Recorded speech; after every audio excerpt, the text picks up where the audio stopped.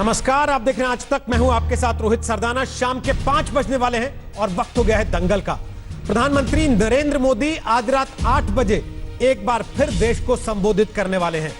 इस बार के प्रधानमंत्री मोदी के संबोधन पर सबकी नजरें इस बात के लिए टिकी हैं कि आगे कोरोना से लड़ाई का कौन सा प्लान वो सामने रखेंगे। कल प्रधानमंत्री नरेंद्र मोदी जब मुख्यमंत्रियों के साथ वीडियो कॉन्फ्रेंसिंग में शामिल हुए तो उन्होंने राज्यों से फीडबैक मांगा। ऐसे में प्रधानमंत्री आज रात क्या बोलेंगे, इसको लेकर उत्सुकता बढ़ गई है। कल पीएम ने कहा था, जन से जग तक। कोरोना के बाद दुनिया वैसे बदलेगी जैसे विश्व युद्धों के बाद बदली। यह बात उन्होंने कल कही थी। ऐसे में प्रधानमंत्री क्या बदली हुई दुनिया के मुताबिक जीने का कोई मंत्र देंगे? आज हमारे साथ कई राज्यों के मंत्री जुड़ेंगे और पीएम से राज्य क्या सुनना चाहते हैं, यह बात उनसे जानने की हम कोशिश करेंगे। और साथ ही सवाल यह भी होगा कि पीएम जब बोलेंगे तो क्या लॉकडाउन खोलेंगे या फिर लॉकडाउन के अगले चरण में जाने का ऐलान आज प्रधानमंत्री करेंगे। तो आज का दंगल शुरू करें उसके पहले एक रिपोर्ट आपको दिखाते हैं।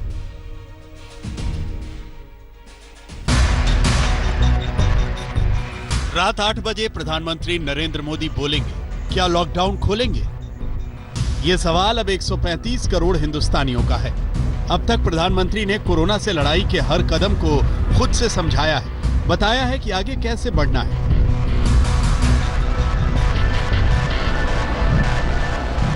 बाईस मार्च रविवार को सुबह 7 बजे से रात 9 बजे तक सभी देशवासियों को जनता कर्फ्यू का पालन करना है। पूरे देश में आज रात 12 बजे से संपूर्ण देश में संपूर्ण लॉकडाउन होने जा रहा है। 5 अप्रैल को रविवार को रात 9 बजे घर की सभी लाइटें बंद करके घर के दरवाजे पर या बालकनी में खड़े रहकर 9 मिनट के लिए मोमबत्ती, दिया, टॉर्च या मोबाइल की फ्लैशलाइट जलाएं। सारे सुझावों को ध्यान में रखते हुए ये तय किया गया है कि भारत में लॉकडाउन को अब 3 मई तक और बढ़ाना पड़ेगा। हो सकता है बहुत से लोग मुझसे नाराज भी होंगे कि ऐसे कैसे सबको घर में बंद कर रहे हो। मैं आपकी दिक्कतें समझता हूं, आपकी परेशानी भी समझता हूं, लेकिन आपको, आपके परिवार को सुरक्षित रखना है। मैं फिर एक बार आपको जो भी असुविधा हुई है, कठिनाई हुई है, इसके लिए क्षमा मांगता हूं। 11 मई को मुख्यमंत्रियों से वीडियो कॉन्फ्रेंसिंग में पीएम ने राज्यों से 15 मई तक आगे की रणनीति पर सुझाव मांगा है। ऐसे में प्रधानमंत्री रात 8 बजे किस दिशा का संकेत देंगे, इस पर सबकी नजर है। हमको संक्रमण रोकने के सारे उपाय करते हुए आर्थिक गतिविधियां प्रारंभ करनी पड़ेगी, क्योंकि जान तो है ही, लेकिन जान के साथ साथ जहान भी है। बहुत बड़े पैमाने पर लेबर आएंगे और बहुत उनकी इतनी दूर से आने के बाद, इतनी परेशानी झेलने के बाद फिर वो क्वारंटाइन में रहने पर भी उनके लिए एक वही स्थिति बनी रहती है। तो हम लोगों ने इस पे रूरल एरियाज में पंचायत के लोगों को भी इस सब्जेक्ट के बारे में बताया है कि वो लोग खुद इन लोगों का केयर करें। वो लोग को भी हम लोग इसमें शामिल करेंगे। इंडस्ट्रियल एरियाज खुलने चाहिए, क्या क्या चीज़ें खुलनी चाहिए, क्या क्या चीज़ें नहीं खुलनी चाहिए। जाहिर सी बात है कि सोशल डिस्टेंसिंग कड़ाई से मेंटेन की जाएगी, सबके लिए मास्क पहनना अनिवार्य होगा। हमें अपने आप को एक तरफ कोरोना से बचाना है, अपनी सेहत को कोरोना से बचाना है, और दूसरी तरफ अर्थव्यवस्था की भी सेहत बना के रखना। सोशल डिस्टेंसिंग के साथ जीवन आगे बढ़ाने की बात अब बड़ी बनती जा रही है। हालांकि कुछ मुख्यमंत्री अभी भी लॉकडाउन खोलने के पक्ष में नहीं है। उलझनों के बीच 15 जोड़ी यात्री ट्रेनों की शुरुआत हुई है। मजदूरों के लिए श्रमिक स्पेशल ट्रेनें चलने के बावजूद पैदल चल रहे मजदूरों की लंबी कतार भी हाईवेज पर लगी हुई है। प्रधानमंत्री को इन जैसी सारी उलझनों को सुलझाना है। आज तक ब्यूरो।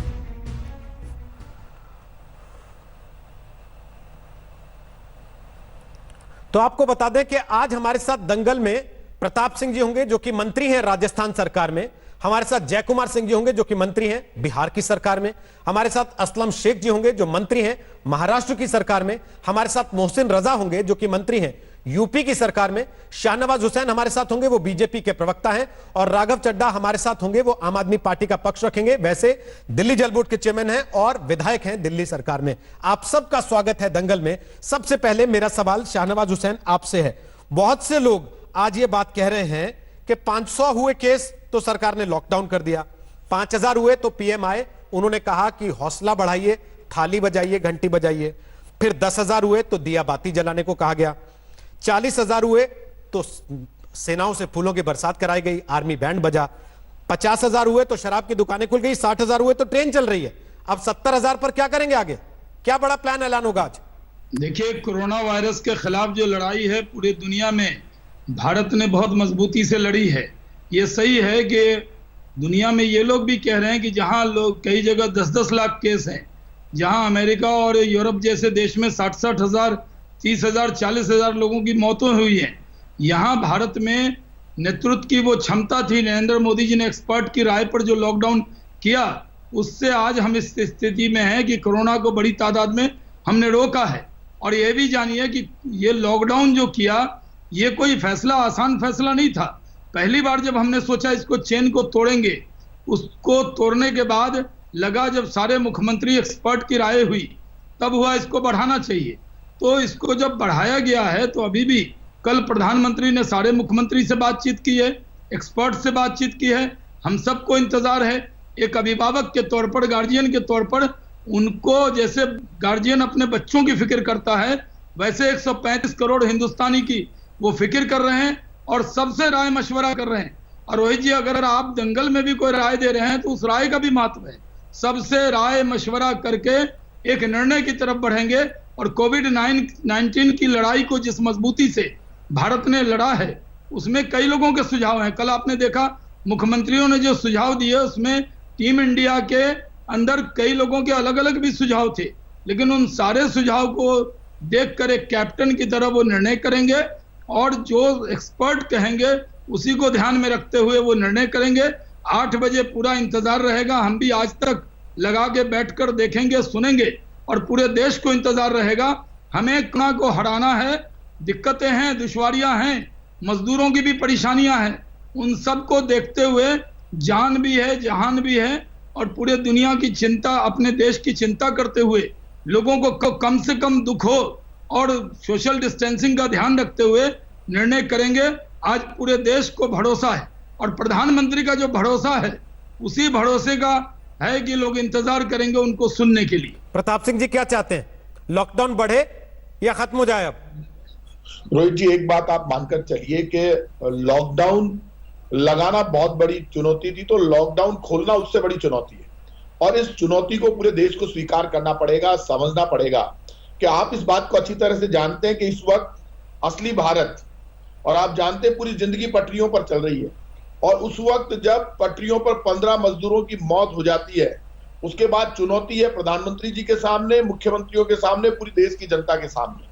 और आप इस बात को अच्छी तरह से जानते हैं कि हम कितनी भी श्रमिक ट्रेनें चला दें, हम कितनी भी बसें लगा दें, पूरी राज्य सरकारें हम लगी हुई हैं, सब लोग लगे हुए हैं, लेकिन इसके बावजूद मजदूर का पैदल चलना रुक नहीं रहा। राजस्थान की सरकार ने, हमने फैसला लिया, जगह जगह वापस हमने कैंप लगाए, और जगह जगह हालात ये हो गए कि अब तो लोग रोटी, और हम खुद लोग, मैं खुद गया, हम चप्पल लेकर गए, क्योंकि मजदूर की हालत ये है कि वो बोतल काटकर नीचे चप्पल की जगह लगाकर पैदल चल दिया है। अब चुनौती बड़ी है, जिंदगी को बचाना भी है। कोरोना बड़ी चुनौती हो गया। आप जानते हैं कि जब लॉकडाउन हुआ उस वक्त इस बात को सब दुनिया जानती है, अचानक हुआ, और अचानक होने के साथ लोग अपनी अपनी जगह अटक गए। अब इन परिस्थितियों के बीच में जब केस बढ़ रहे हैं, आपने ठीक कहा, आपकी बात में दम था रोहित जी, जब आपने कहा कि जब केस कम थे तब लॉकडाउन सख्त था। अब जब केस बढ़ गए हैं तब आपकी स्थिति है। लेकिन ये देश को ये तय करना पड़ेगा हमको सबको, और ये मन बनाना पड़ेगा कि जिंदगी को पटरी पर लाने के लिए और इंसानियत में, मैंने सबसे इस बार देखा कि मैंने सबसे लोगों से रिक्वेस्ट की, भैया इंसान बनेंगे तो भगवान मिल जाएगा। और इस वक्त जरूरत हो गई है कि कोरोना से बचाव करते हुए, कोरोना से जंग लड़ते हुए, कोरोना को हराते हुए जिंदगी भी हमारी पटरी पर रहे, भूख से भी किसी के समस्या सामने नहीं आए, और हिंदुस्तान एक बार फिर एक नई मिसाल के रूप में, ऐसा कुछ मुख्यमंत्रियों से बात प्रधानमंत्री जी की हुई है, हमें नया सब कुछ करना पड़ेगा। और वो इस ढंग से हो कि लॉकडाउन में इस तरह का लॉकडाउन हो जिसमें सोशल डिस्टेंसिंग का पालन भी हो जाए, जिसमें रूल्स रेगुलेशन भी मान ले, जिसमें कोरोना के मरीज बढ़ना भी बंद हो जाए और कोरोना को हम हरा भी दें। इस तरह का प्लान आना चाहिए। प्लान की उम्मीद पूरा सर, दिक्कत कहां आती है? मैं आपको एक छोटा सा उदाहरण दे देता हूं। आप इस समय बतौर मंत्री सरकार के बैठे हुए हैं, और आप जो बात इस समय सामने रख रहे हैं वो बतौर सरकार रख रहे हैं। केंद्र में शाहनवाज हुसैन की सरकार है, उनकी पार्टी की अगुवाई वाली, तो वो जो बात करते हैं, केंद्र में आपकी पार्टी विपक्ष में होते हुए उसका विरोध करती है, और राज्य में इनकी पार्टी आपके विपक्ष में होते हुए उसका विरोध कर देती है, और लोगों के मन में ओपिनियन उन्हीं बातों से बनता है जो आप लोग करते हैं एक दूसरे के साथ। तो ये चीजें तो समझानी आप ही को पड़ेंगी ना। आप जान रहे हैं कि आपने कोशिश की, उसके बावजूद मजदूरों की सारी समस्याओं का समाधान नहीं हो पाया। यही बीजेपी दिल्ली से बैठकर कहती है कि हमने कोशिश की लेकिन सारी समस्याओं का समाधान नहीं हो पाया। आपकी पार्टी उनको घेर लेती है, राज्य में आप कहते हैं उनकी पार्टी आपको घेर लेती है। रोहित जी, इस बात में एक बात मैं आपसे रिक्वेस्ट करना चाहूंगा, ये जो मजदूरों का मामला आया उसमें मैं लगातार बार बार कहता रहा, आप ही के चैनल पर कहा कि केंद्र सरकार ने इसमें देरी कर दी। कंट्रोल रूम दिल्ली से बनता, दिल्ली से सारा फैसला होता, जो ट्रेनें अब केंद्र सरकार ने चलाई वो ट्रेनें उसी वक्त चला दी जाती, पूरे देश में एक डायरेक्शन होता। राजस्थान से मजदूर निकलता है, निकल कर जाता है यूपी के बॉर्डर पे, यूपी की सरकार उसको जाने नहीं देती, झंझट होता है, झगड़ा होता है, उसके बाद वो बिहार और उत्तराखंड के लिए निकल पाता है। केंद्र सरकार में कोई आरोप प्रत्यारोप नहीं है, पिता की भूमिका में उनको पिता की तरह भूमिका निभानी पड़ेगी। कंट्रोल रूम दिल्ली से बने, 100 आईएएस ऑफिसर्स के नंबर निकले, जहां भी प्रॉब्लम है। और इस वक्त केंद्र सरकार को लॉकडाउन जब आप खोल रहे हैं, पूरी तैयारी आपकी है। मैं आज कहूंगा देश के हर बेरोजगार मीडियम क्लास मजदूर के खाते में बड़ा पैसा है। आप एफसीआई के गोदाम खोल दें, गेहूं दें। राज्यों को 1 किलो गेहूं ज्यादा नहीं मिला। अब इस वक्त जरूरत है, नई फसल आ गई है, कहां रखोगे गेहूं चावल सारा सब राज्यों को दीजिए। बाइकआउट कांग्रेस बीजेपी की बात नहीं, अंतरात्मा से कह रहा हूं।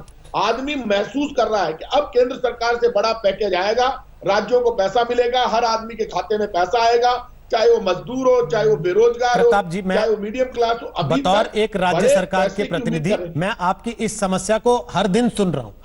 हर दिन सरकारों के प्रतिनिधियां बैठ के कह रहे हैं कि केंद्र से एक पैकेज की दरकार है, लेकिन उसके पहले जो चीजें हुई क्या वो सही नहीं हुई? मोहसिन रजा, क्या सरकार ने सही समय पर राज्यों की सुनी नहीं? क्या सरकार ने सही समय पर राज्यों के कहने पर ट्रेनें खोल दी होती? जब मना कर दिया गया तो उस समय की स्थिति अलग होती जो आज है उससे? रोहित, देखिए, सच बात यह है कि देश के यशस्वी प्रधानमंत्री ने जिस तरह से दूरदर्शिता के तहत उन्होंने समझा और तुरंत देश में लॉकडाउन लगाया, इससे एक जो स्प्रेड था उसको रोका। आपने 2-3 आंकड़े पेश किए, उसको लेकर अभी हमारे राजस्थान के मंत्री जी ने बात उठाई, लेकिन मैंने कहा ना कि आरोप प्रत्यारोप की बात नहीं है। देश हित में, जनहित में, जान भी जहान भी के नारे के साथ में आदरणीय प्रधानमंत्री ने जिस तरह से ये फैसले लिए, आज उन फैसलों की सराहना पूरे विश्व में हो रही है। और जहां तक रही खाद्य सामग्री की बात, जहां तक रही दवाओं की बात, तो सारी चीजों को लगातार माननीय प्रधानमंत्री ने आपके चैनल पर या सारे चैनलों पर बैठ कर उन्होंने बताया कि हम किसी चीज की कमी नहीं होने देंगे। लेकिन इस पर राजनीति करने का समय नहीं है। ये समय ऐसा है जब पूरी दुनिया हमारे देश हिंदुस्तान की तरफ देख रही है, और हिंदुस्तान बहुत मजबूती के साथ में, जैसा कि अभी शहनवाज साहब ने कहा कि मजबूती के साथ में देश हमारा लड़ रहा है माननीय प्रधानमंत्री के नेतृत्व में। और ये सच है, इसमें कोई राजनीति नहीं हो रही है।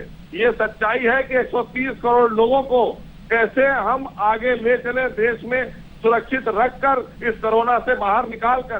कोविड-19 से लड़ाई हमको ऐसे ही लड़नी होगी। रजा साहब, आपको लगता है एक पैंडेमिक के बीच में जब आपको अभी आगे का रास्ता नहीं सूझ रहा है, आप या तो लॉकडाउन में अटक गए हैं या फिर लॉकडाउन में भटक गए हैं, इस बात का समय नहीं है कि आप बैठ के अपनी पीठ थपथपाएं और बोलें कि देखो अमेरिका से तुलना कर लो, हमने क्या कर दिया।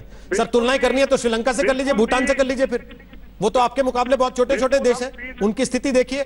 हम पीठ नहीं थपथपा रहे हैं, हम सतर्कता के साथ में देख रहे हैं कि माननीय प्रधानमंत्री लगातार सारे देश के अलग अलग राज्यों के मुख्यमंत्रियों के साथ में, तमाम और एक्सपर्ट के साथ में बैठकर इसके हल को तलाश रहे हैं कि कैसे हम देश को एक पटरी पर लाने की कोशिश कर रहे हैं। वो कि आज 8 बजे जब वो बोलेंगे तो आप देखिएगा कोई ऐसी चीज जरूर आएगी, जैसे आज प्रशंसा हो रही है ऐसे ही 8 बजे फिर वो ऐसी चीज लाएंगे जो जनहित में होगी, देश हित में होगी। यूपी की सरकार लॉकडाउन खोलना चाहती है या नहीं? देश को बचाना है, देश के लोगों को यूपी की सरकार लॉकडाउन खोलना चाहती है या नहीं? देखिए, यूपी की सरकार में आदरणीय योगी जी ने जिस तरह से राउंड द क्लॉक काम किया है वो नजीर दूसरे राज्यों के लिए बनी है हमारी सरकार। हमने सारे किसानों से लेकर मजदूरों तक और घर घर भोजन पहुंचाने का काम उत्तर प्रदेश में हमने किया। हमने बहुत बड़े पैमाने पर मोहसिन साहब, दिल्ली में आपके उत्तर प्रदेश के कितने मजदूर फंसे हैं पूर्वांचली? जहां तक आपने बात की कितना परेशान है वो खोलने की, आप भी देख रहे हैं सर, आप तक भी वो रिपोर्ट्स आ रही होंगी। प्रधानमंत्री लेंगे और जो वो निर्णय लेंगे सरकार उसके साथ जाएगी। ठीक, आप केंद्र पर छोड़ रहे हैं फैसला, आपको अपनी तरफ से इस पर कोई टिप्पणी नहीं करनी है कि लॉकडाउन खुलना चाहिए या नहीं। यूपी की सरकार केंद्र के फैसले के साथ जाएगी। बिहार की सरकार क्या चाहती है जय कुमार जी, लॉकडाउन खुले या लॉकडाउन बढ़े? राघव चड्ढा, उसके बाद आपके पास आ रहा हूं। जी कल जो बात हुई थी, कल माननीय प्रधानमंत्री जी के साथ सभी मुख्यमंत्री का एक बात हुई थी और ये बात बहुत बेहतर में दिख रहा है कि इन दिनों प्रधानमंत्री जी जब भी निर्णय कोई लेते हैं तो राज्य के सभी मुख्यमंत्रियों से ओपिनियन लेने के बाद ही कोई ठोस निर्णय लेते हैं। ये एक बड़ी स्वस्थ परंपरा है और भारत के एक देश के कमांडर होने के नाते अपने सहयोगियों से, सभी राज्य के प्रमुखों से निर्णय लेकर के कोई काम करना या और सहमति बनाना ये बहुत बेहतर कार्य है। और अभी तक जो भी चीज़ें ये हुई है और वो जनहित में हुई है। जो लॉकडाउन बिगनिंग में हुआ, लॉकडाउन दूसरी तीसरी चरण में हुई, कुछ चीज़ों की रियायत दी गई, इस समय के अनुसार ये दिया गया है। संख्या बल बढ़ा, सिर्फ इसकी नहीं कि 5,000 पर क्या दिए, 10,000 पर क्या दिए और 15,000 पर क्या दिए। ये भी आप पीरियड भी देखिए, टाइम कहा जाता है कि टाइम इज मनी। तो हमें इस लॉकडाउन में समय को भी देखना है कि यदि हम पैनिक होते जा रहे हैं, कई प्रकार की समस्याएं बढ़ती जा रही है, लोगों के सामने भूख बढ़ रही है, लोगों को नेसेसिटी बढ़ रही है, तो उसके अनुसार मुख्यमंत्री से राय लेकर के, सभी मुख्यमंत्रियों से राय लेकर के किसी किसी चीज में रियायत देना भी ये सहमति के बिंदु पर ही ये काम हुआ है। जैसे बाहर की माइग्रेंट लेबर को डेली वेजेस का या टूरिस्ट में फंसे हुए लॉकडाउन खोलना चाहिए कि नहीं, एक सराहनीय कदम सीधे बताइए ना, आपकी सरकार का ओपिनियन क्या है? नीतीश कुमार जी ने कल क्या कहा? नहीं, देखिए हमारे मुख्यमंत्री जी का एक ओपिनियन है, हम लोग देखिए मुख्यमंत्री जी का हमारा ओपिनियन है कि अभी कंप्लीट लॉकडाउन खुलना भी नहीं चाहिए। मैं समझता हूं कि प्रधानमंत्री जी सभी मुख्यमंत्री जी के बात सुनने के बाद एक बड़ी ठोस निर्णय पर लेंगे और हमको लगता है कि कुछ राज्यों को भी स्वायत्त करेंगे।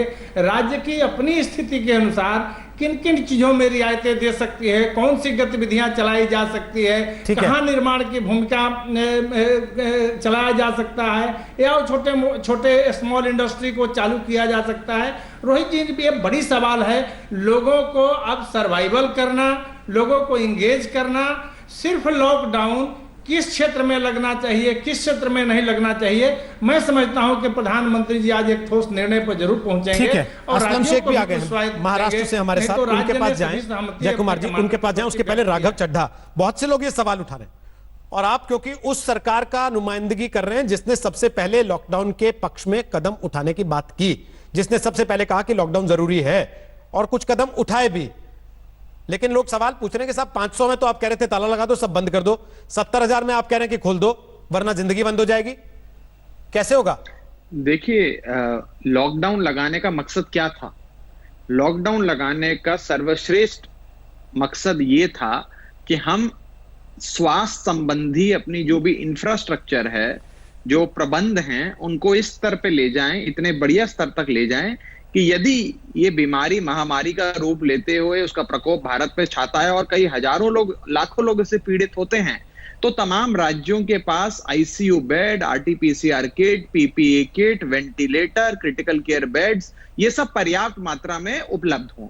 और मुझे लगता है तमाम राज्यों ने और खास करके दिल्ली ने लॉकडाउन के पहले चरण का फायदा उठाते हुए पूर्णतः वो तैयारी कर ली और पूरा रोड मैप माननीय मुख्यमंत्री जी ने दिल्ली की जनता के सामने भी रखा कि अगर स्थिति बद से बदतर होती है, गंभीर होती है, अति गंभीर होती है, तो हमारे पास पर्याप्त मात्रा में प्रावधान है उस स्थिति से जूझने के लिए, लड़ने के लिए। लॉकडाउन कोई अंतहीन नहीं हो सकता, लॉकडाउन कोई स्थायी समाधान इस बीमारी का नहीं है। और विदेश भी, कई बड़े बड़े देश इस विश्व के जो लॉकडाउन में थे, उन्होंने अपना हेल्थ इंफ्रास्ट्रक्चर बनाया और अब वे लॉकडाउन के बाहर निकल रहे हैं। ऐसा ना हो कि हम अपना आर्थिक पहिया और आर्थिक गतिविधियों को इतना रोक दें और इतने समय के लिए रोक दें कि भुखमरी और अन्य समस्याएं हमारे सामने खड़ी हो जाएं। इसीलिए आर्थिक पहिया चलाना भी जरूरी है, जान अत्यंत बहुत ज्यादा जरूरी है, लेकिन जहान भी थोड़ा बहुत जरूरी है। तो पर्याप्त मात्रा में सब कुछ प्रबंध होने के बाद अब धीरे धीरे आराम से सोच विचार कर सोच समझकर कैसे कैसे उन इलाकों में लॉकडाउन समाप्त किया जाए जहां केसेस ज्यादा नहीं है, जहां फैलने का पोटेंशियल नहीं है और जहां पर मास्क और तमाम तरीके की एहतियात बढ़ती जा रही है, वहां पर लॉकडाउन को खोलना चाहिए। राघव चड्ढा, आप तो रेगुलर टीवी पर भी आ रहे हैं और रेगुलर आप वो पूरा मैप भी देख रहे होंगे, कितने ऑरेंज जोन देश में, कितने ग्रीन जोन देश में, कितने रेड जोन देश में। 1 मई और 10 मई की तुलना आप कर लें तो आपको पता लग जाएगा कि 1 मई को देश में ऑरेंज जोन ज्यादा थे और अंत में 10 मई आते आते उस ग्रीन जोन का जो एरिया था उसमें से बहुत सारे निकलकर ऑरेंज जोन में चले गए। यानी कि जो आप प्लानिंग कर रहे हैं, जो आप सोच रहे हैं कि हम कंटेन कर लेंगे, हम रोक लेंगे, ऑरेंज जोन को हमें ग्रीन में ले जाना है, ग्रीन को ऑरेंज में नहीं ले जाना है। 3 चीजें हैं इसमें। पहली चीज तो यह है कि यह बीमारी तीसरे चरण यानी कि कम्युनिटी ट्रांसमिशन में देश के कई राज्यों में आ चुकी है। हमें सबसे अहम चीज यह करनी है कि हमने मौत नहीं होने देनी है, लोगों की जानें बचानी है। अगर कोई ऐसे व्यक्ति हैं जिनको हुआ है, उनको इलाज देकर ठीक करना है, मौतें नहीं होनी चाहिए, उसके लिए पूरा हेल्थ इंफ्रास्ट्रक्चर सरकार ने बना लिया है। एक विषय। दूसरा विषय, ये लाल, ऑरेंज और ग्रीन की जहां तक आप बात करते हैं, इससे मैं पूर्ण तरह सहमत नहीं हूं, क्योंकि दिल्ली जैसे राज्य को आप 11 जिलों में बांटकर, 11 बड़े बड़े जिलों में बांटकर आप पूरे जिले के ऊपर रेड जोन की पाबंदियां लगा दें, वो ठीक नहीं है। नहीं तो बात आ जाती है ना राघव चड्ढा, एक जिले के अंदर इसलिए सवाल ये उठ रहा है, इसलिए सवाल ये उठ रहा है कि जो सारी सरकारें अंदर कुछ और बोलती हैं और बाहर आके कहती हैं हमने प्रधानमंत्री पे छोड़ दिया निर्णय लेने के लिए कि लॉकडाउन बढ़े या ना बढ़े, वो असल में जिम्मेदारी से भागती हैं। बिल्कुल भी नहीं, बिल्कुल भी नहीं। देखिए, प्रधानमंत्री जी ने डिजास्टर मैनेजमेंट एक्ट के तहत पूरे देश के अंदर लॉकडाउन की घोषणा करी और लगातार गाइडलाइंस राज्यों को दी। अब भी जो निर्देश आएंगे, दिशा निर्देश आएंगे, वो माननीय प्रधानमंत्री से ही आएंगे और तमाम राज्यों को उसकी इंप्लीमेंटेशन सौंपी जाएगी। लेकिन आपकी सरकार चाहती है कि लॉकडाउन खुल जाए दिल्ली में। नहीं, हमारी सरकार ने कतई नहीं कहा। हमारी सरकार ने 2 चीजें कही, मैं बता देता हूं। कल माननीय मुख्यमंत्री अरविंद केजरीवाल जी ने क्या कहा, एक लाइन में बस, असलम शेख के पास भी जाना। पहली चीज तो ये कही कि जो कंटेनमेंट एरिया है दिल्ली के अंदर, उसमें हमने पूरी सख्ती करी है, कंटेनमेंट एरिया बढ़ा भी देंगे, लेकिन जो बाकी इलाका है उसको जिलों में ना बांटें, वार्ड में बांटें और धीरे धीरे कर दिल्ली के जो बाकी इलाके हैं जहां पर मामले नहीं हैं, कृपया कर उसमें आर्थिक चक्का चले, आर्थिक पहिया चले, उस तरफ हम धीरे धीरे कदम रखें। दूसरी चीज ये बोली कि केंद्र सरकार से बहुत दुर्भाग्यपूर्ण है कि दिल्ली सरकार को पैसा नहीं मिलता है, चाहे शेयर इन सेंट्रल टैक्सेस हो, चाहे रिलीफ का जो प्रबंधक राशि जो तमाम राज्यों को दी गई है, अभी तक नहीं मिली है। तो कृपया थोड़ी आर्थिक मदद दिल्ली वालों की भी करें। और इसी के साथ साथ जो निर्णय माननीय प्रधानमंत्री जी से आएगा, मुझे लगता है तमाम राज्य तमाम राज्य उसको मानेंगे, ये बात सच है। लेकिन असलम शेख, अब ये सवाल भी खड़ा होने लगा, कल उद्धव ठाकरे ने भी कहा कि लॉकडाउन को लेकर केंद्र सरकार ही सारी गाइडलाइन, सारे दिशा निर्देश तय कर दे। बहुत से लोग ये कह रहे हैं कि असल में राज्य टोपी ट्रांसफर करना चाह रहे हैं केंद्र पर, बचना चाहते हैं किसी भी तरह का कॉल लेने से कि कल को अगर स्थिति बिगड़ जाए तो अपने माथे पर ना आए। क्या वाकई ऐसा है? तो जो गाइडलाइंस की तरफ से ही माननीय जी की तरफ से उसी को पूरा देश ने मानने का काम किया और महाराष्ट्र ने तो तंत्र जैसा वहां से आया उसी को मानने का किया है। लेकिन कुछ पार्ट जो है वो राज्य शासन को भी छोड़ देना चाहिए कि अगर उनको लगता है कि किसी ग्रीन जोन के अंदर बाकी की चीजें शुरू करनी चाहिए ताकि इकोनॉमी के ऊपर जो दबाव आ रहा है, इकोनॉमी में बहस हो रही है, उसको चालू किस तरीके असलम से। साहब माफी चाहता हूं, आपकी आवाज ठीक से सुन नहीं पा रहे हैं, कुछ तकनीकी खामी लगती है, इसको दुरुस्त कर लेते हैं, उसके बाद वापस आपसे बात करता हूं ताकि हम बेहतर तरीके से आपकी बात सुन और समझ पाए। प्रताप सिंह, जो सवाल मैंने उनसे पूछा था वो आप पर छोड़ रहा हूं। क्या राज्यों की सरकारें टोपी ट्रांसफर की भी कोशिश कर रही हैं कि कल को अगर स्थिति बिगड़ जाए, यह मांगना तो जरूरी है कि साहब दरवाजे खोलो, आर्थिक गतिविधि चलाओ, लेकिन उसमें अगर कहीं कल को गड़बड़ हो जाती है, चूक हो जाती है, तो अपने पास मौका रहे कि हमने नहीं किया था, ये तो मोदी सरकार ने किया था। कोई भावना नहीं है मन में, मैं कसम खा के कह रहा हूं, कोई भी राज्य सरकार ये नहीं चाहती कि केंद्र सरकार के ऊपर टोपी उड़ा दी जाए। ये मामला ऐसा है जिसमें पूरा देश, पूरी दुनिया संकट में, इस वक्त ऐसी भावना हम भी नहीं रखते और केंद्र सरकार से इस वक्त बहुत बड़ी उम्मीद है। मैं फिर कह रहा हूं, आप चाहते हैं तीसरे लॉकडाउन में क्या चाहते हैं? आज रात को 8 बजे मैं आज तक चैनल आपका जो है वो देश के लोगों की आवाज बनकर बोलता है। इस वक्त रात को प्रधानमंत्री जी से उम्मीद है कि पूरे देश के लोगों के खाते में 10,000 रुपए, बेरोजगार मजदूर के खाते में 10,000 रुपए, और इस 10,000 रुपए के साथ एफसीआई के गोदाम खुल जाएंगे। एफसीआई के गोदामों से हर प्रति व्यक्ति, जो भी देश में राशन कार्ड धारी है, आधार कार्ड धारी है, हर व्यक्ति को प्रति व्यक्ति कम से कम 10 किलो गेहूं, उसके राशन कार्ड पर यदि 5 व्यक्ति है तो उसको 50 किलो गेहूं, क्योंकि नई फसल आ गई। अब इस वक्त आप लॉकडाउन में क्या करेंगे? निश्चित रूप से छूट देंगे। छूट देने के साथ सबको पता है कि बड़े बड़े एडवाइजर्स प्रधानमंत्री जी के साथ में बैठे हैं, लेकिन जो पैकेज आना चाहिए था देश की जनता के लिए, वैसा पैकेज अभी भारत सरकार ने कोरोना के बाद बेरोजगार को, मजदूर को, मीडियम क्लास को या लोगों को नहीं दिया है। वो पैकेज अब आना ही चाहिए, ये वक्त की जरूरत है, जिस पर कोई भी बोलना नहीं चाहता, चर्चा नहीं करना चाहता। पिता की भूमिका केंद्र सरकार को निभानी पड़ेगी। सामर्थ्यवान से दुनिया मांगती है, क्योंकि सामर्थ्य, पैसा, पावर सब इस वक्त केंद्र सरकार के हाथ में है। यदि आप पेट्रोल और डीजल पर 12-13% एक्साइज ड्यूटी बढ़ाकर, जो दुनिया में सस्ता हो रहा है पेट्रोल डीजल का फायदा जनता तक नहीं पहुंचाते हैं, तो जो पैसा बच रहा है उस पैसे को आप 10,000 रुपए के रूप में डायरेक्ट खाते में दीजिए। आपका सवाल, एफसीआई के गोदामों के जरिए गेहूं दीजिए, लेकिन जनता को आज के 8 बजे के संबोधन में प्रधानमंत्री जी को मैं फिर कह रहा हूं, हाथ जोड़कर विनती है, ये मजदूर जो पैदल चल रहा है उसको रोटी भी चाहिए, रोजगार भी चाहिए, आपका उसको सवाल डायरेक्ट पैसा चाहिए। आपका सवाल मैं कैसे शाहनवाज हुसैन से पहुंचेगा वो एज इट इज आपको पूछ तय देता हूं। करना जो आप कह रहे हैं केंद्र सरकार पैसा देने में देरी क्यों कर रही है, शाहनवाज हुसैन? पहले राज्य कहते रहे कि देखिए, साहब कम से पहली कम बात जीएसटी तो का ही ये पैसा है, दे दीजिए प्रताप सिंह और जी ने कुछ नहीं दे कसम रहे खा थे। के कहा अब तो कि पैकेज की मांग होने इस पर लगी है कोई सीधे-सीधे। राजनीति नहीं करेंगे और केंद्र और राज्य एक है। मैं प्रताप सिंह जी को कहता हूं, आपने तो जो वादा किसानों से किया, जिससे चुनाव जीता, आज तक वो किसानों का कर्ज नहीं माफ किया। आप लोगों के लिए आप मंत्री हैं, आप जान रहे हैं कि जिस तरह की आप कोरोना के संकट के समय में आप सीनियर लीडर हैं, वही कह रहे हैं, जिस आपने तरह की कोरोना भाषा किसानों को वही पैसा दे दिया होता ना, कोरोना के वक्त में वही पैसा दे दिया होता, वो पैसा भी आपने नहीं दिया। अभी आप कहते हैं कि मुख्यमंत्री जब आप मीटिंग में, हाँ सुन लीजिए पहले, प्रधानमंत्री जी रोहित ने जी की कहा आवाज 15 लाख तो मैं जवाब मेरा एक निवेदन जवाब में मेरा सुन एक लेना। निवेदन। प्रताप जी रोहित जी, प्रताप जी और शाहनवाज जी एक सेकंड, प्रताप जी और शाहनवाज जी आप दोनों एक सेकंड रुक जाएं, दोनों रुक जाएं, एक सेकंड के लिए रुक जाएं दोनों। मैं एक निवेदन कर रहा हूं, दोनों रुक जाए। शाहनवाज जी रुक जाइए, पहले आप रुक जाइए ना शाहनवाज जी।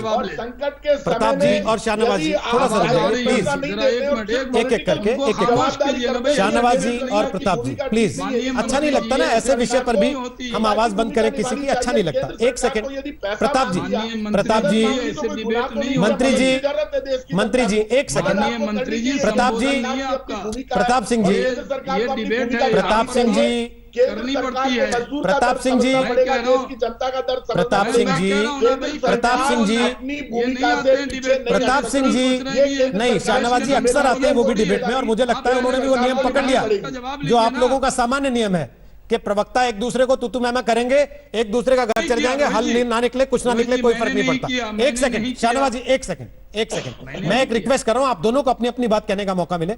40-40 सेकंड में दोनों अपनी बात कर लीजिए, एक दूसरे के बीच में ना बोलिए, कम से कम लोगों को समझ तो आए आप कहना क्या चाहते हैं। शाहनवाज जी उनका सीधा सवाल है कि पैकेज देने में देरी क्यों कर रहे हैं और देंगे भी कि नहीं देंगे? मैं बीच में नहीं बोल रहा था, वो मेरे बीच में अब वो बीच में नहीं बोलेंगे, आप बोले उसके बाद वो बोलेंगे। बोलिए शाहनवाज। मैं आपसे कह रहा हूं कि कांग्रेस पार्टी के लिए बोलना बहुत आसान है। राहुल जी अर्थशास्त्री से बात करेंगे, कहेंगे इतना डाल दीजिए, इतना डाल दीजिए। जब वही कांग्रेस पार्टी जब राजस्थान हुकूमत में आती है तो अभी तक किसान का कर्जा भी नहीं माफ कर पाई। स्टेट के लोग काम कर रहे हैं, सही है, आप टीम इंडिया टीम वर्क के साथ काम कर रहे हैं। प्रधानमंत्री क्या बोलेंगे, आप करें 10,000 रुपया डाल दीजिए, ये कर दीजिए। तो क्या आपके मुख्यमंत्री जी ने जो कल बैठक की थी, मंत्री जी, क्या वही सुझाव वहां पर दिया था? और सवाल यह है कि जो राज्य की आपकी जिम्मेदारी है वो कर रहे हैं। आज इंतजार करना चाहिए, लेकिन पहले ही आलोचना का स्वर और इस तरह का स्वर देना क्या सही है? मैं कह रहा हूं जो मोहसिन रजा साहब ने कहा कि प्रधानमंत्री आएंगे, इंतजार कीजिए, जो सक्षम होगा भारत सरकार इस देश के लोगों के लिए करेगी, किसानों के लिए करेगी, मजदूरों के लिए करेगी। हमारा दिल है कि किसी को भी परेशानी ना हो। कोई भी राज्य सरकार या केंद्र सरकार जानबूझकर किसी को परेशान करना नहीं चाहती, लेकिन अपने संसाधन देखते हुए जितनी मदद की जा सकती है जरूर की जाएगी। लेकिन सिर्फ मांग रख देना ये नहीं है। जब आप जिम्मेदारी में हैं उस जिम्मेदारी को पूरा कीजिए।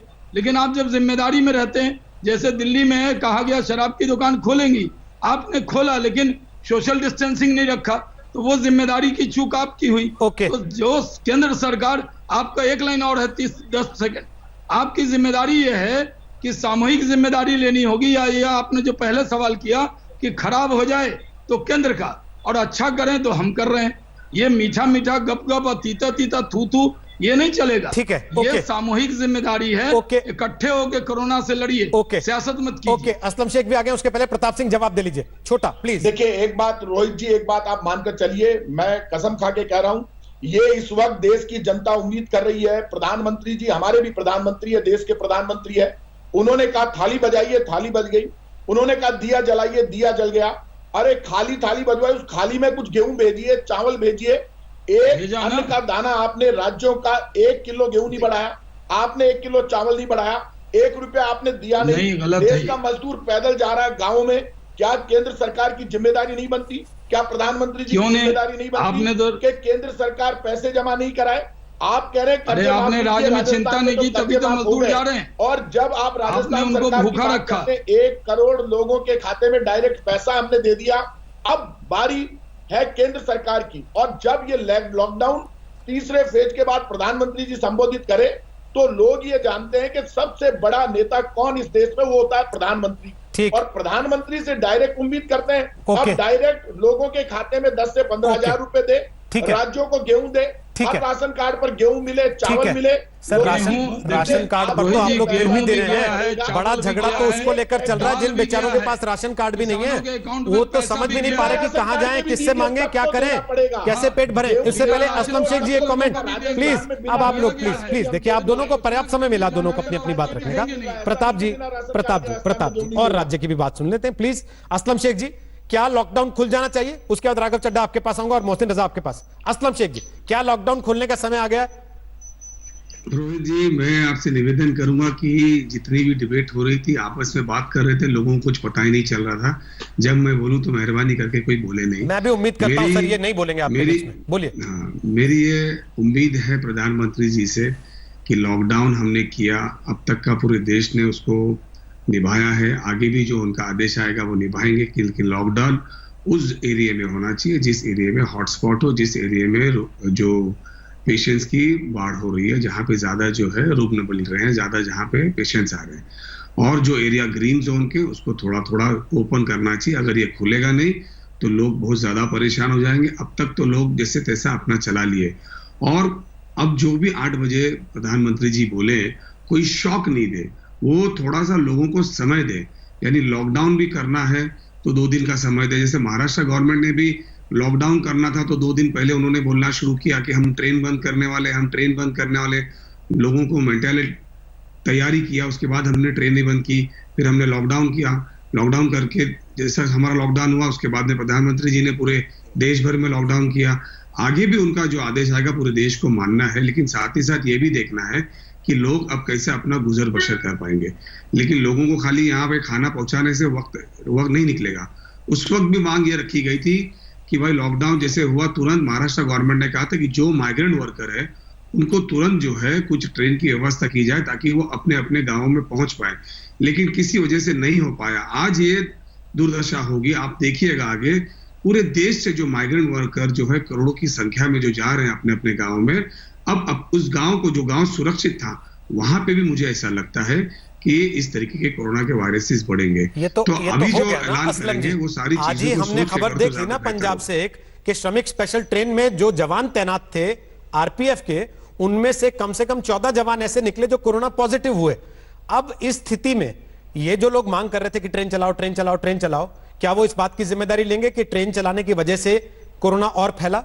और क्या इस बात की गारंटी हो पाएगी कि यात्री ही ट्रेवल करेगा ट्रेन में, कोरोना ट्रेवल नहीं करेगा उसके साथ साथ? देखिए, इनिशियली दौर पे जब लॉकडाउन का इशारा आ रहा था मुंबई शहर में, तब सारे लोग थोड़े थोड़े करके जो अपने इंटरेस्ट स्टेट के थे वो जाना शुरू कर दिए थे। माइग्रेंट वर्कर जो मुंबई शहर के अंदर करीबन लाखों की संख्या में है, वो बरसात से पहले यानी बरसात शुरू होने से 15 दिन पहले, 20 दिन पहले अपने अपने गांव में खेती के हिसाब से चले जाते हैं। जैसे मुंबई शहर में मछुआरे, बड़े मछुआरों के पास करीबन 50,000 से ज्यादा जो है संख्या उनके खलाशों की होती है। ये अपने अपने राज्यों में चले जाते हैं और खेती के काम करते हैं। तो इसी तरीके से कई जो मुंबई शहर के अंदर लाखों की संख्या में ये बरसात आने से पहले अपने अपने स्टेट में चले जाते हैं और दूसरे काम करते हैं। तो ये जो फंसे हुए लोग थे वो इस तरीके से बाहर नहीं निकलते, जो आपने देखा।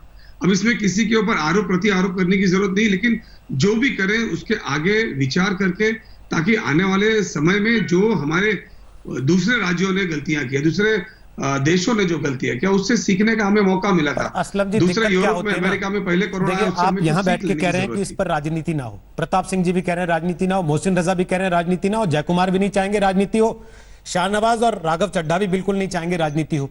लेकिन राघव चड्ढा, राजनीति तो पहले दिन से हो रही है। आनंद विहार पर लोगों का रेला उमड़ पड़ा, उस दिन से राजनीति शुरू हो गई थी। आज तक लोग सड़कों पर पैदल जा रहे हैं, उस पर राजनीति चल रही है। 16 लोग कट के मर जाते हैं, उस पर राजनीति हो जाती है। सब्जी मंडी खुली तो वहां से लोगों को कोरोना हो गया। तो आज ट्रेन खुल गई तो इस बात की गारंटी कैसे लगेगी कि वहां से कोरोना नहीं होगा किसी को? देखिए, ट्रेन का चलाने का जो निर्णय है वो केंद्र सरकार ने लिया है। आप लोगों ने सलाह नहीं दी थी उसमें? केंद्र सरकार नहीं, मैं आपको जैसे जो अभी इन्होंने कहा कि ट्रेनें अब देश के हर कोने में जाएंगी, रेगुलर ट्रेनें चलने लग जाएंगी, उस संदर्भ में उन्होंने कोई और चर्चा किसी अन्य राज्य से नहीं करी और केंद्र ने वो फैसला लिया है। तो मुझे उम्मीद है कि आप तो शराब की दुकान भी कह रहे थे कि इन्होंने अपनी मर्जी से खोल दी, इन्होंने कहा इसलिए हम खोल रहे हैं। मैं अपनी बात पूरी कर लूं जी। ये शराब की दुकान पे बड़ी राजनीति करते हैं ये लोग। शाहनवाज जी हर डिबेट में बोलते हैं, इन्हें वाराणसी में जब शराब की दुकानें खुली, लखनऊ में जब खुली, मध्य प्रदेश में जब खुली, वो नजर नहीं आता है। जब कर्नाटक में शराब की दुकान के सामने नारियल फोड़कर हजारों लोगों की लाइन लग जाती है, वो नजर नहीं आता है अपने राज्य। कोई बात नहीं, राजनीति की बीमारी से पीड़ित है भारतीय जनता पार्टी, मैं उस विषय में नहीं जाऊंगा। मैं इतना कहना चाहूंगा कि अगर ट्रेनें खोली हैं इन लोगों ने तो अच्छी बात है। अगर खोल भी दी हैं तो कम से कम मुझे लगता है चेक्स एंड बैलेंसेस, यानी कि जो व्यक्ति ट्रेन में चढ़ रहा है उसका थर्मल स्कैनिंग हो, उस पर्याप्त मात्रा में वहां पर सैनिटाइजर मौजूद हो, जब वो जिस राज्य में पहुंचे वहां पर एकांतवास की व्यवस्था हो, 14 दिन का क्वारंटीन हो, क्या क्या प्रबंध उस हिसाब से करे गए हैं। मुझे उम्मीद है कि भारतीय रेल कुछ उस हिसाब से कोई स्टैंडर्ड ऑपरेटिंग प्रोसीजर जो तमाम राज्य जिसको लागू करें वो जरूर निकालेगा, क्योंकि इसमें कोई दो राय नहीं है कि भारतीय रेल जो है वो केंद्र का विषय है, लेकिन वो राज्यों से ही तो गुजर के बीतेगी। वो किसी राज्य से शुरू होगी, किसी राज्य में जाएगी, तो तमाम राज्यों के मुझे लगता है जल्द ही स्टैंडर्ड जो आरोप शाहनवाज ने अभी लगाया आप लोगों पर कि मीठा मीठा तो गपगप हो जाएगा और कड़वा कड़वा थूथू होगा, और इसी बात को लेकर अब लॉकडाउन 4 में मामला अटका हुआ लग रहा है। नहीं भाई आगे बढ़े या वैसे का वैसे रहने दें। आज मैं जो आपकी बहस देख रहा हूं 5 बजे वाली, रोहित जी, तमाम सरकारों के प्रतिनिधि आज इस चैनल पे मौजूद हैं और सब एक स्वर में कह रहे हैं कि जो प्रधानमंत्री जी बोलेंगे हम वो करेंगे। बीजेपी के नेता हो या कोई किसी अन्य राजनीतिक दल के, सब तो जब एकजुट ट्रेन हमसे पूछ के नहीं चलाई, सुझाव तो दे सकते हैं ना। कल को कोरोना के 50 और मामले आ जाएंगे ट्रेन से, तो आप बोलेंगे हमसे तो पूछा ही नहीं था, हमारी तो कोई सहमति नहीं थी इसमें, हमने तो कहा नहीं था ट्रेन चलाओ। हम तो ये कह रहे हैं कि स्टैंडर्ड ऑपरेटिंग प्रोसीजर भारतीय रेल को करना चाहिए। अब आप मुझे एक बात बताइए, आज उन्होंने कहा कि रेगुलर ट्रेन चलेगी, दिल्ली से बैंगलोर चलेगी। अब दिल्ली से बैंगलोर जब चलेगी ट्रेन, जब बैंगलोर में वो व्यक्ति उतरेगा तो क्या वहां पर कुछ जांच होगी रेलवे स्टेशन पर कि नहीं होगी? थर्मल स्कैनिंग होगी या वो शहर में प्रवेश कर सकता है, राज्य में प्रवेश कर सकता है? वो तो हो ये सब एक स्टैंडर्ड ऑपरेटिंग प्रोसीजर के तहत का ऐलान हो चुका है ना राघव जी, ये तो आप जानते हैं। उस प्रकार से स्टैंडर्ड ऑपरेटिंग प्रोसीजर भारतीय रेल द्वारा अभी राज्यों को नहीं दिया गया, जहां तक मेरी जानकारी है। जैसे मैं आपको बता दूं, आज 15 से 18 हजार भारतीय जो अन्य देशों में मौजूद है उनको लेने के लिए भारत सरकार जहाज भेज रही है, निःशुल्क जहाज भेज रही है। जैसे ही वो इंदिरा गांधी अंतरराष्ट्रीय हवाई अड्डे पर आएंगे, वहां पर उनकी स्कैनिंग होगी, उनको 14 दिन के मैंडेटरी एकांतवास में यानी कि क्वारंटीन में जाना पड़ेगा। ये सारे स्टैंडर्ड ऑपरेटिंग प्रोसीजर बने हैं, ये लागू हो गए हैं। इस प्रकार से भारतीय रेल ने इस प्रकार का कोई एसओपी किसी भी राज्य को नहीं दिया है। मैं उम्मीद करता हूं कि जल्द वो दे देंगे। एक चीज बस मैं कहना चाहूंगा, उसके बाद अपनी वाणी को विराम दूंगा। लगातार आर्थिक मदद की बात आपके चैनल पर ही तमाम लोग कर रहे हैं। अन्य देशों में भी जीडीपी का कहीं 8%, कहीं 12%, कहीं 15% तमाम सरकारें आर्थिक राहत पैकेज के माध्यम से राज्यों को दे रही हैं। इसीलिए हमारी ये उम्मीद है कि केंद्र सरकार तमाम राज्यों को पैसा देगी। मैं जानता हूं कि केंद्र की भी अपनी परेशानियां हैं। जब राज्यों का राजस्व थम गया तो केंद्र का राजस्व भी थम गया, लेकिन केंद्र सरकार के पास अभी भी पर्याप्त मात्रा में फंड है। प्राइम मिनिस्टर केयर और प्राइम मिनिस्टर रिलीफ फंड में लाखों करोड़ रुपए आए हैं। उसके माध्यम से तमाम राज्यों को समान भाव से जिस राज्य में केसेस हैं उसके हिसाब से तमाम राज्यों में राहत का अगर पैसा दिया जाएगा तो बहुत बढ़िया रहेगा। हमें केंद्र से मदद चाहिए। केंद्र हमारा बड़ा भाई है, हम केंद्र के छोटे भाई हैं। बड़े भाई को छोटे भाई की उंगली पकड़ के चलाना है। ओके मोहसिन रजा, क्या राज्यों और केंद्र के बीच इस चीज को लेकर तनाव है कि पीएम केयर्स फंड में जनता पैसा दे रही है लेकिन केंद्र बता ही नहीं रहा कितने पैसे आ रहे हैं और उस पैसे का क्या करेंगे? राज्यों को देंगे कि नहीं देंगे, और देंगे तो कब देंगे? जरूरत तो अभी है। देखिए रोहित, ये सभी जानते हैं और जानबूझकर मैं देख रहा हूं, कांग्रेस के हों और चाहे आम आदमी पार्टी के हों, ये सब लोग सिर्फ एक एजेंडे पर हैं। इन्हें पता है कि देश के यशस्वी प्रधानमंत्री ने देश में बहुत अच्छे से लॉकडाउन में जो भी चीजों की जरूरत थी उसको पहुंचाने का काम किया है। 1,76,000 करोड़ का पैकेज उन्होंने जारी किया था इस कोरोना की महामारी से लड़ने के लिए। ये इनको अच्छी तरह से पता है, लेकिन रोज रोज इस तरह के अनर्गल बातें करके लोगों को गुमराह करना, क्योंकि अब इनके पास कोई और मुद्दा नहीं है। ये देख रहे हैं कि देश के प्रधानमंत्री लगातार अच्छे काम कर रहे हैं देश हित में, जनहित में, इसलिए परेशानी हो रही है और रोज आरोप के सिवा कोई दूसरा काम नहीं कर रहे हैं लोग। अरे भाई, हमारे राज्य में उत्तर प्रदेश में आदरणीय योगी जी ने जिस तरह से क्वारंटाइन सेंटर बनाए, जिस तरह से लाखों लोगों को जो हम लेकर आए हैं उनकी व्यवस्था की है, उनको बाकायदा चेकिंग कर रहे हैं, उनके टेस्ट कर रहे हैं, उनकी सारी व्यवस्था कर रहे हैं, उनको 1,000 का पूरा हम सहायता राशि के साथ साथ सबको राशन देकर घर रुखसत कर रहे हैं। तो हम तो व्यवस्था कर रहे हैं, आप व्यवस्था नहीं कर रहे हैं। मोहसिन साहब, एक बात तो बता दीजिए। एक बात बताइए ना सर, इस लड़ाई में हम सब मिलकर लड़ रहे हैं। अच्छा, एक बात बता दीजिए मोहसिन जी, मिलकर नहीं लड़ रहे हैं। एक बात तो बता दीजिए, कितने लोगों की स्कैनिंग आपने कर दी? बिहार के मंत्री तो ट्वीट करके बोल रहे हैं रोज कि हमने 10 करोड़ स्कैन कर दिए, हमने 11 करोड़ स्कैन कर दिए। देखिए, हमारे पास में जितने हमारे सेंटर्स हैं, हमने उन सेंटर्स पे लगातार और जो भी हमारे पास बाहर से आने वाले श्रमिक भाई हैं हमारे, या और भी लोग जो आ रहे हैं दूसरे राज्यों से, उनको स्कैन कर रहे हैं। इवन हमने दूसरे राज्यों के लोगों को भी थर्मल स्कैनर करने के बाद क्वारंटाइन भी किया है, उनकी व्यवस्था भी की है। आप अपने मीडिया चैनल के लोगों से, अपने नुमाइंदे जो यहाँ हो उनसे पूछिए, वो बताएंगे आपको कि हमारे पास में लाखों की तादाद में लोग क्वारंटाइन है और उनकी पूरी व्यवस्था योगी सरकार ने की है। तो आप अगर करना चाहेंगे, इच्छा शक्ति होगी, आप सब करेंगे। जब आपकी इच्छा शक्ति नहीं है, आरोप ही लगाना है, तो फिर तो आपको सब कुछ बुरा लगेगा। ठीक है सर, लेकिन बिहार में तो आपकी पार्टनर सरकार है ना सर, वो तो आपके साथ गठबंधन में है। जय कुमार जी, उसके बावजूद बीजेपी की सरकार केंद्र से ये कहती है कि हम ट्रेन चला रहे हैं, मजदूरों को घर भेज रहे हैं। आपके मुख्यमंत्री कहते हैं कि आप इसके साथ तो बीमारी ट्रेवल करा देंगे, इसके साथ तो हल हो नहीं पाएगा फिर चीजों का। तो आप जब एक पेज पर नहीं है तो फिर आगे लॉकडाउन में रास्ता कैसे निकलेगा? रोहित जी, नहीं रोहित जी, देखिए, हम लोग तो जब सारे प्रदेश जब लॉकडाउन था और कुछ लॉकडाउन की जो परिभाषा थी उसके उल्लंघन होते नजर आया था। आज जब बातें हो रही थे कि मैं नहीं कहा था, कई स्टेट ने अपने अपने लोगों को ले जाने का प्रयास किया। फिर भी बिहार ही एक ऐसा स्टेट था जहाँ के मुख्यमंत्री ने कहा कि लॉकडाउन की एक डिफिनीशन है, एक मानक है, हम उससे बियॉन्ड नहीं जाएंगे। लेकिन प्रधानमंत्री से जब बात हुआ तो उन्होंने इस बात के कहा कि जब अन्य राज्यों के लिए कुछ रियायत दी जा रही है तो क्यों न बिहार के लिए रियायत दी जाए। आवाज नहीं आ रही और ये बातें हुई और जब हमारी रेल से लोग आए, कल ही हमने उसको बड़ी बेहतर उसकी बहुत बेहतर हम लोगों ने व्यवस्था किया है। और जितने भी ट्रेन से लोग आए हैं उनकी हम क्वारंटीन सेंटर बनाए हुए हैं। उसका नतीजा ये है, उसकी जांच कर रहे हैं।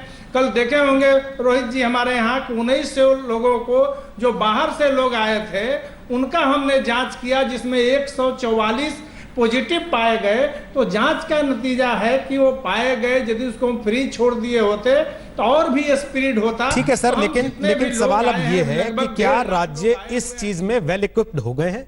क्या राज्यों को वो तौर तरीके, वो सारी व्यवस्थाएं उपलब्ध हो गई हैं जिसके तहत, जिनके साथ कि अब कोरोना के साथ ही जीना है वाली भावना को वो आम जनता में भी इंपैक्ट कर सके, और लोगों के साथ साथ सरकारें भी क्या इसके साथ जीना सीख चुकी हैं? क्या टेस्टिंग के स्तर पर हम इतने मजबूत हो चुके हैं? क्या मेडिकल सुविधाओं के स्तर पर हम इतने मजबूत हो चुके हैं? इन सारे पहलुओं को ध्यान में रखते हुए आज रात 8 बजे प्रधानमंत्री नरेंद्र मोदी बोलेंगे, लेकिन क्या वो लॉकडाउन खोलेंगे? इसके लिए थोड़ा इंतजार करना होगा। रात 8 बजे प्रधानमंत्री नरेंद्र मोदी का यह संदेश आप आज तक पर लाइव देख पाएंगे। एक छोटे से ब्रेक के बाद हम लौट रहे हैं। दंगल आखिरी पड़ाव पर होगा। धन्यवाद आप सबका आज दंगल का हिस्सा बनने के लिए।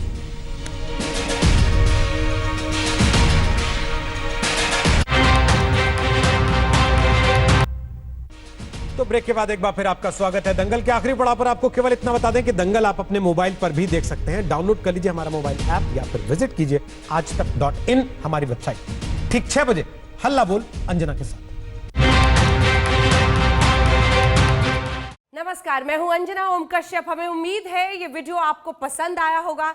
लेटेस्ट खबरों के लिए यूं ही देखते रहिए आज तक, और इस वीडियो के पसंद आने पर लाइक, शेयर एंड सब्सक्राइब करना ना भूलें।